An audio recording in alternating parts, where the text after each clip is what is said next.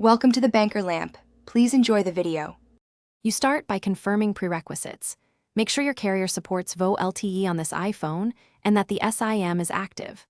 Once done, update iOS in Settings General Software Update so compatibility issues are minimized.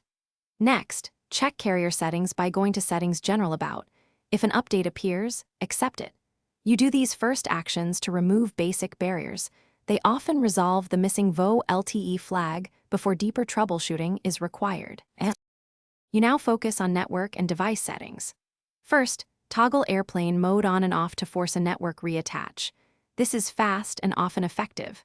Then open Settings Cellular Data Options, Voice and Data, and select LTE with voice and data enabled because VoLTE is controlled there.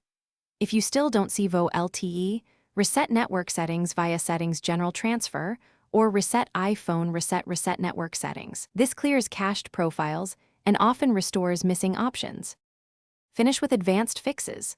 Power down, remove and reset the SIM to clear PIN or provisioning hiccups. If possible, test a different carrier SIM to isolate phone versus account issues.